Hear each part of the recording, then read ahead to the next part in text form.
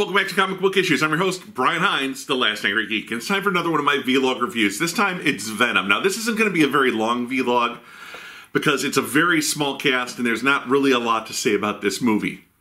First off, yeah, it's a movie. I can't deny that. It was in the movie theaters. I saw it.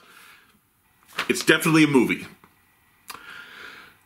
Beyond that, there isn't a lot going for it. It's not a bad movie. It's not a good movie. It's a movie. The best thing about this movie is it's visually appealing. The effects are well done. The CGI on Venom and the other symbiote Riot aren't terrible. I mean, he looks good.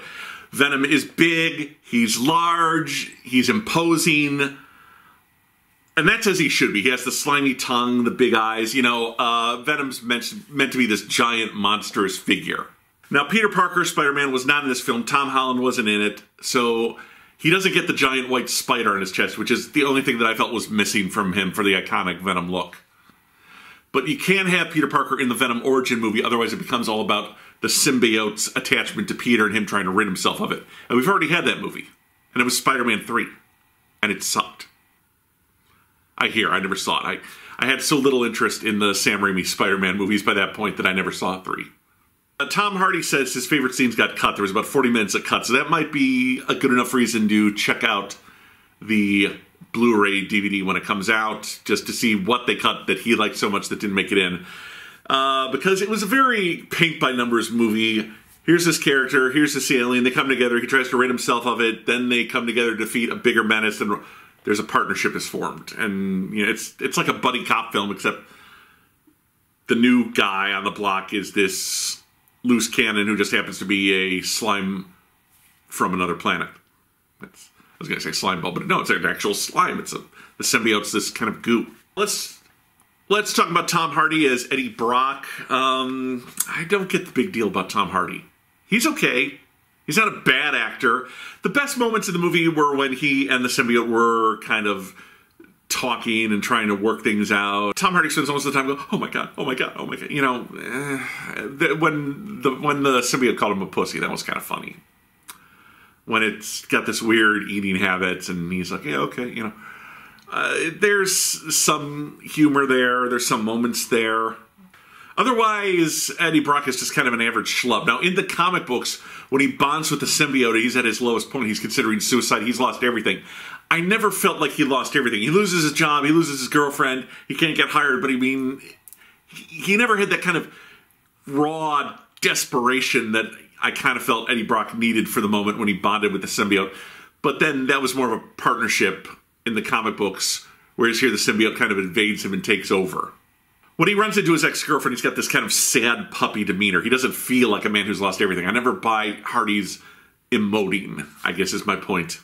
The emotions and the deeper meanings in this film just weren't there. This is a what you see is what you get film. Michelle Williams is Anne, Eddie's ex-girlfriend. Michelle Williams is an amazing actress, but this felt like a paycheck movie for her. I mean, I wasn't getting anything from her. She is a tremendous actress. There's charisma there. At the beginning, I did really believe the chemistry between her and Tom Hardy. I'll give them that. I felt like they felt like a couple in love. Then they break up and we're kind of mean to each other. Oh, we're kind of nice. Oh, I'm kind of still in love with you. Oh, maybe I'm not with this other guy. I mean, it was all kind of back and forth, very basic stuff. They didn't need a Michelle Williams for that role, or Michelle Williams needed to find something more to bring to that role. I mean, she was too good an actress for this movie, or she just wasn't bringing her A game to this film, or maybe there wasn't just was so little there for her to work with. I don't know. Again, not a terrible performance. Nobody gave a bad performance in this.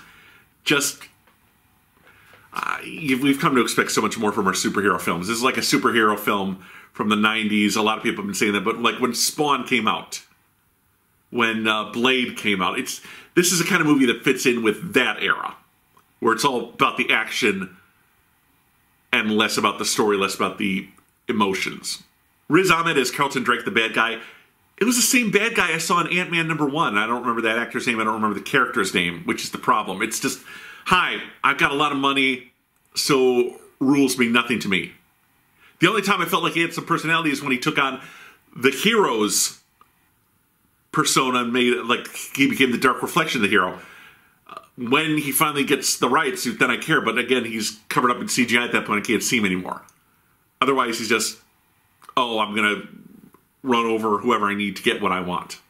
And I've seen that character many times before. And again, like in Ant-Man, once he puts on the Yellow Jacket costume, then he became kind of interesting. Once he gets the riot symbiote, then this guy comes kind of interesting. But otherwise, it's just a paint-by-numbers villain. Probably the best 5 minutes of the movie are the end scenes, where we get the Stan Lee cameo, which I admit I wasn't expecting, but good for him. And then we get the other cameo, which I really was not expecting.